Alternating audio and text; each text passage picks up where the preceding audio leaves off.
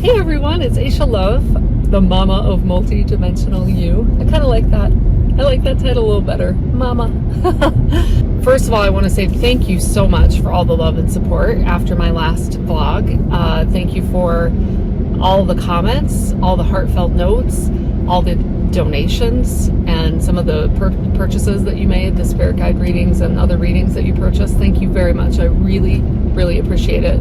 And so I want to update you in terms of what I've noticed since I put that out was a few different things. One, I'm just really proud of myself because I don't think I could have done that well a couple years ago. I had not unpacked a lot of the ancestral shame that comes down my family line and my own personal kind of lone wolf syndrome. And so I just noticed how, I kind of felt relieved in a way, but like also just like, wow, like I got to a marker that I intended to get to in this lifetime as part of my soul plan. That's what it really felt like. And not surprisingly, right after, I think within a day or so when that video came out, I had a client session where she did the exact same thing, and I could feel like a dial turn. I could feel, and all this energy was released.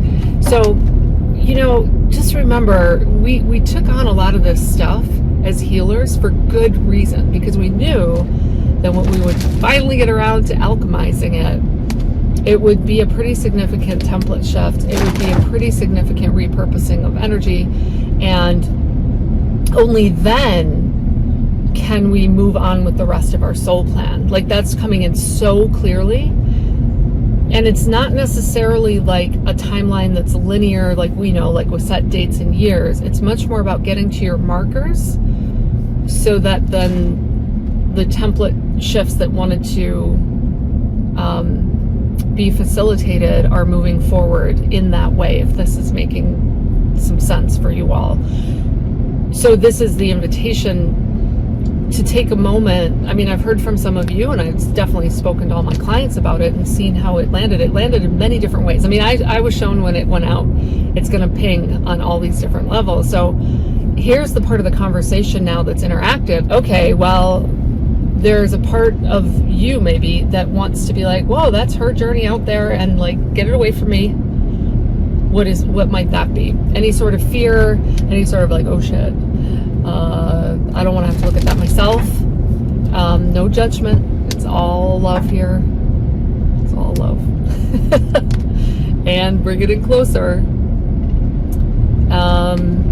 Any sort of other trigger or projection or fear that was brought up, just see it for what it is. It's more shadow that you're ready to integrate, to heal and integrate. So what did you experience? I'm really curious to know, and keep this dialogue going. It's really antithetical in our society when somebody admits that they need help. And that right there is such a revelation, and it has been for me, to say, wow, why is it such a big deal? Why is it such an anomaly?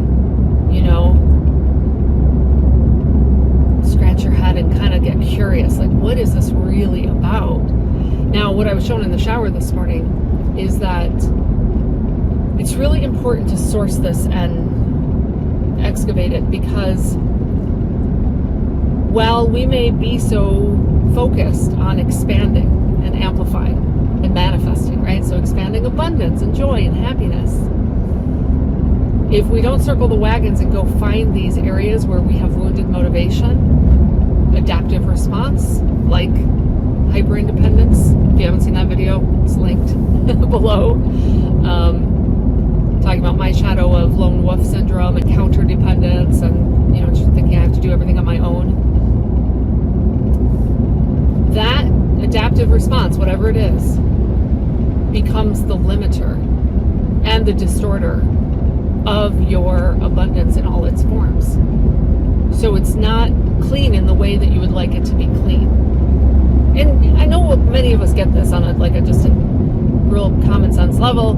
Somebody chasing fame from a really hungry kind of beast sort of poverty consciousness way is about trying to prove to the world, maybe their father who never loved them, that they're worth something and they're worth love, right? We all get that. We tell those stories. It's in our popular media and culture. But what is so much deeper is the lack of unconditional love in general, but especially for self. All the ways in which we've normalized, I love myself under these conditions, but not under these conditions. So, welcome to the project of the rest of your life. Right?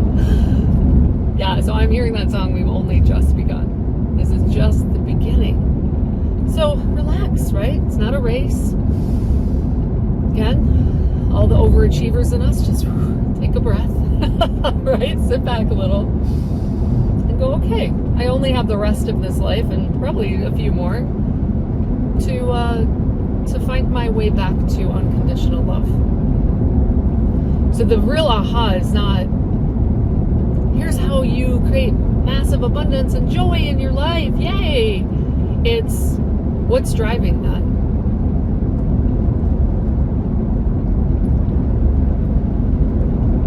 Okay, I'm about to get really real. I haven't seen this part until this moment right now.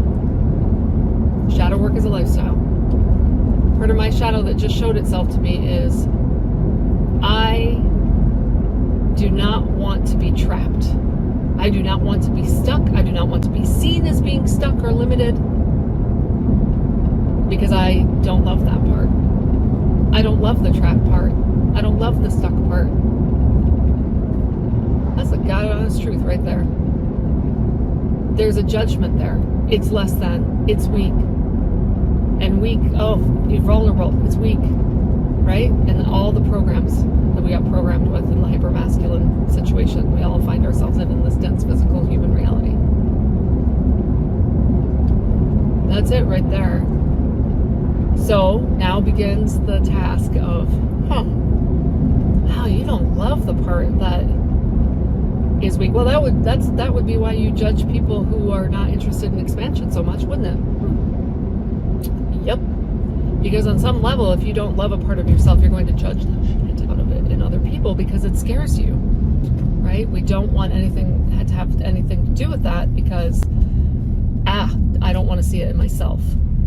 So this is where multidimensionality meets shadow work, meets ancestral healing, meets law of attraction and manifestation, meets spiritual awakening. And so guess what, people? The revolution, it's inside. It's all here. So yes, please tell me, what have you experienced since that video went out?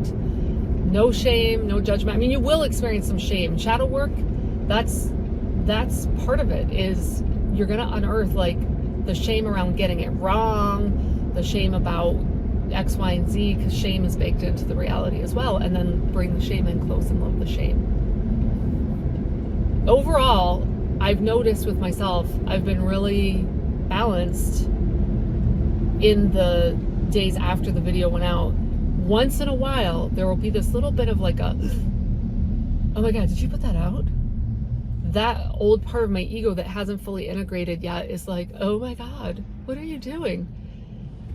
And then it relaxes into the greater like symphony of all my different parts and goes, oh yeah, you guys seem to know what you're doing. Okay, like, well, I'll sit back and observe, you know? It's kind of like that, right? When I do this deep work with clients, we often find a part, several parts, different ages, that kind of got stuck in a trauma response of some kind. And right now on planet Earth, with all the plasmas coming in from the sun, there is just massive purging of all of this happening. So, you know, if your world's getting a little rocked right now and you've got stuff coming up, you're not alone. We're all going through that. And it's actually a really, really good thing. Really good thing.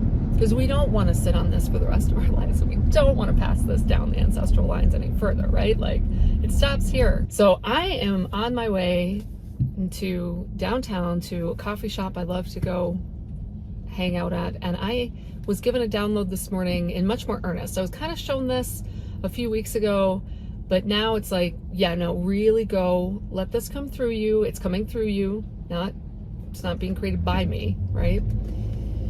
I mean, I'm going to put my creative touches and flares on it and my, you know, a little bit of my personality, but it is designed, this kind of ongoing conversation transmissions, community, container. You know, I used to do something like this, but this feels much broader, much bigger.